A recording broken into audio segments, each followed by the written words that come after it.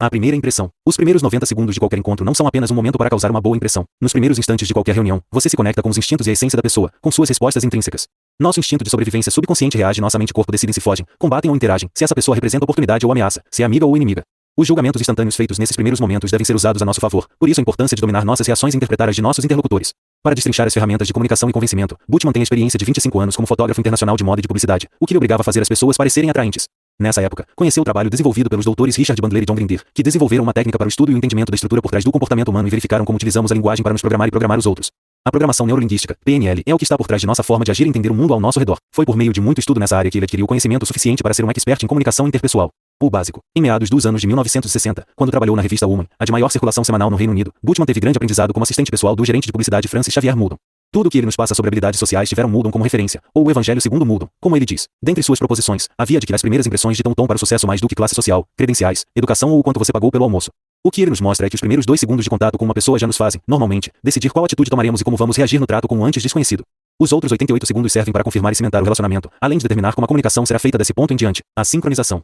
A maneira mais barata e eficiente de se conectar com os outros é olhar diretamente nos olhos. Logo em seguida, se quer que as pessoas sintam que já o conhecem, seja um camaleão. Por fim, capture a imaginação e você vai capturar o coração de seja lá com quem estiver em contato. Parece difícil? Calma que chegaremos lá. Nós estamos nos sincronizando inconscientemente com os outros desde o nascimento.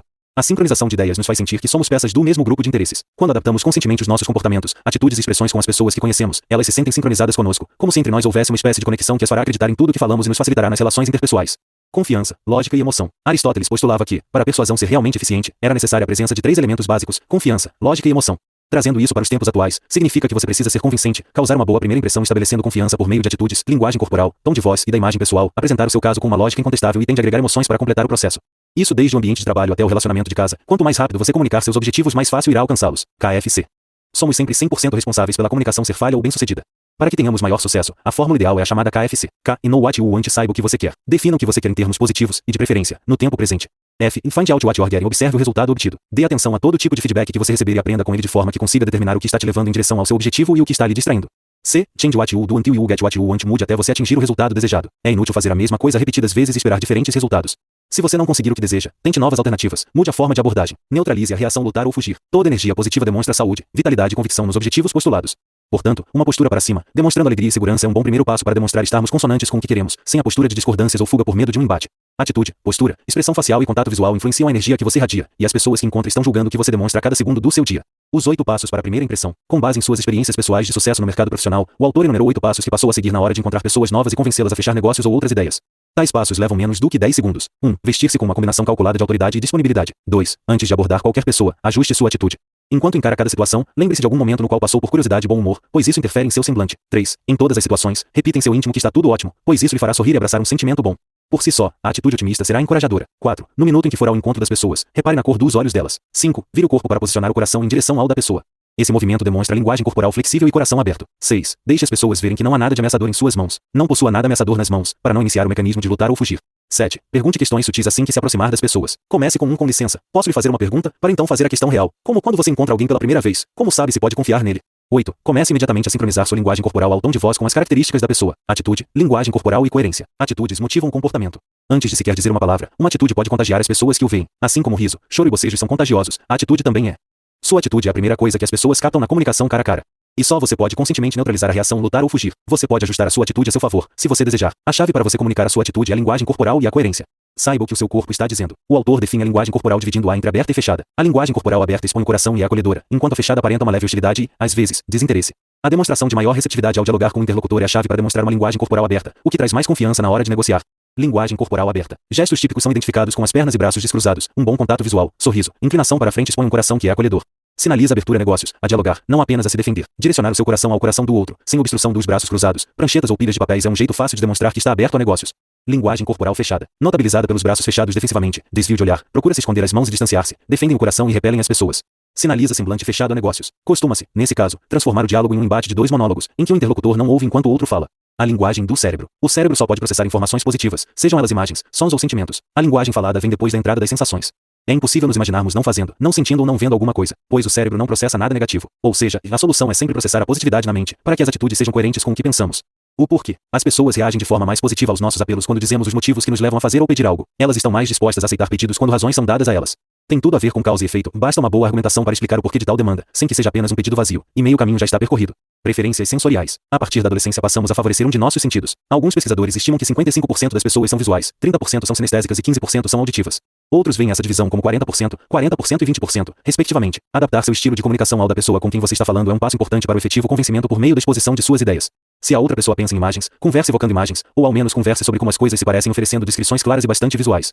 Se a pessoa é auditiva, diga a elas como é o som das coisas. Caso ela seja mais sinestésica, preocupe-se com as sensações físicas, conversando sobre a sensação das coisas. Pessoas visuais falam sobre como as coisas se parecem e tendem a falar alto, rápido e direto ao ponto. Não conseguem entender o porquê de você não ver imediatamente o que elas veem.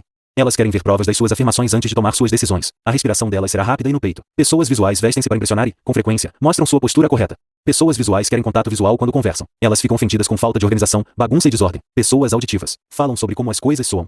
Elas normalmente têm jeito com as palavras e podem ser muito persuasivas, com voz macia e cativante. Tendem a ter um pensamento aventureiro e falam um pouco mais devagar do que pessoas visuais, respirando pausadamente pela parte mais baixa do tronco.